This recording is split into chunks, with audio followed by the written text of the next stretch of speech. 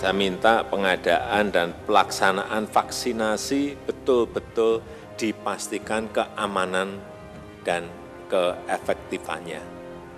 Keamanan itu artinya kalau disuntik itu betul-betul memang sudah melalui sebuah tahapan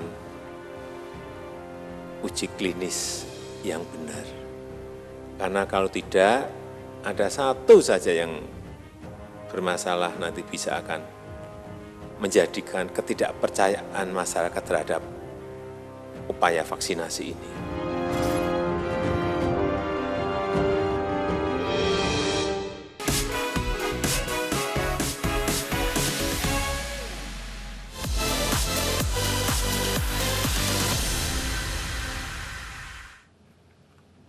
Sidang kasus kepemilikan psikotropika yang melibatkan Vanessa Angel sampai pada babak putusan pada Kamis siang. Artis Vanessa Angel dijatuhi hukuman penjara selama 3 bulan dan denda sebesar 10 juta rupiah.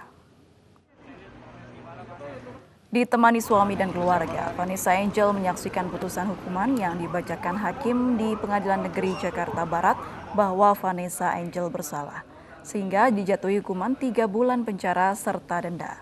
Masa hukuman tersebut akan dikurangi dengan masa penahanan yang sudah dijalani Vanessa Angel sejak kasus kepemilikan psikotropika bergulir.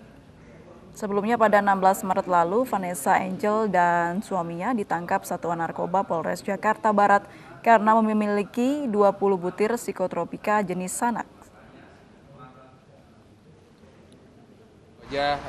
Kata-kata dari gue nggak tahu harus ngomong apa lagi, karena apapun yang gue omongin juga percuma. Itu nggak akan ngerubah keputusan, nggak akan ngerubah apapun yang terjadi. Yang bisa gue lakuin sekarang, gue belajar gimana caranya ngejagain anak gue biar sehat. Gimana, gue tau lah, gue belajar lah jadi bapak yang baik. Itu aja. Teka-teki pembunuhan wanita yang profesi sebagai guru ngaji di Cibinong, Bogor terungkap. Pelaku tidak lain adalah suami dari pembantu rumah tangga korban dengan motif utang piutang. Pembunuh guru ngaji di Cibinong, Bogor masih jalani pemeriksaan lebih lanjut di Mapolsek Cibinong. Dari hasil pemeriksaan awal, pelaku telah merencanakan perbuatannya sejak sebulan lalu. Sebelumnya polisi menangkap pelaku pembunuhan guru ngaji yang jasadnya dibuang ke sumur Ciriung, Cibinong, Bogor, Jawa Barat. Dari hasil pemeriksaan, pelaku ternyata orang dekat korban. K alias A adalah suami dari pembantu rumah tangga korban. Kepada polisi, pelaku mengaku kesal terhadap korban karena kerap ditagih utang sebesar 1 juta rupiah.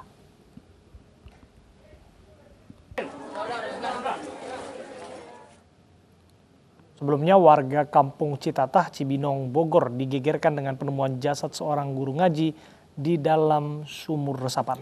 Usai diotopsi, jenazah dimakamkan di kampung halamannya di Purworejo, Jawa Tengah.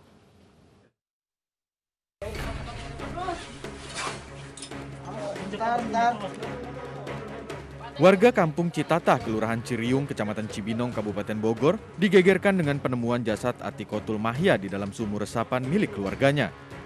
Korban sempat dilaporkan pihak keluarga menghilang sejak hari Minggu lalu. Penemuan jasad korban bermula dari kecurigaan warga terhadap bau busuk yang berasal dari sumur resapan air. Saat beton penutup dibongkar, warga menemukan jasad wanita yang berprofesi sebagai guru ngaji di dalam sumur resapan. Usai diotopsi, jenazah Atikotul Mahya alias Bunda Maya dibawa ke kampung halamannya di Purworejo, Jawa Tengah untuk dimakamkan. Pihak keluarga menyerahkan kasus ini kepada pihak berwajib dan berharap pelaku mendapatkan hukuman berat. Tim Liputan iNews melaporkan. Terbongkarnya klinik aborsi milik bidan NN mengagetkan warga desa Ciputri, Kaduhejo, Pandeglang, Banten. Mereka kini mengaku resah karena tidak sedikit warga yang berobat dan memeriksakan kandungan di klinik bidan NN.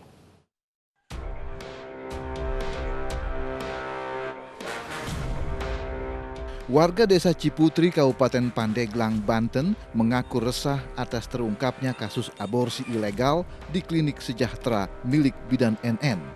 Selama ini warga selalu berobat dan memeriksakan kehamilan di klinik tersebut.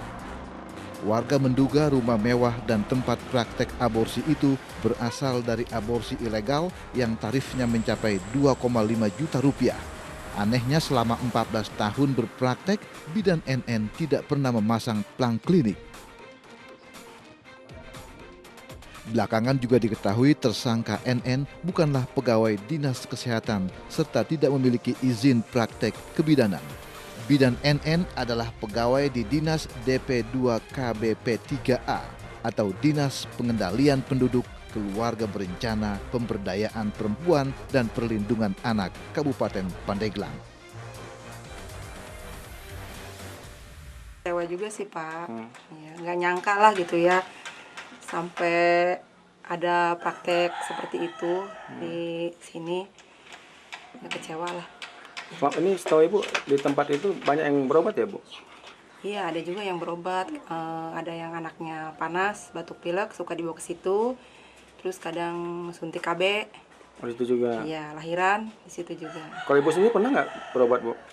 Pernah dulu. Udah lama ya? Udah lama banget. Tapi setahu ini selama ini nggak ada kendala Bu? Atau Nggak gimana? ada sih, biasa aja ya. Bidanannya dia udah lama, udah dari dulu. Dia memang kalau ada kecelakaan misalkan ringan, suka dibawa dirawat di situ. Berarti warga setempat juga tidak mengetahui ya Pak? Terkait aborsi itu ya? Iya.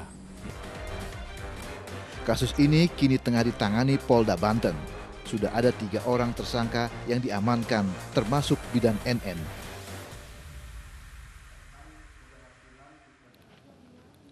Klinik aborsi bidan NN di Desa Ciputri, Kaduhejo, Pandeglang digerebek polisi pada 26 Oktober lalu. Polisi menangkap 3 orang termasuk sang pemilik klinik bidan NN.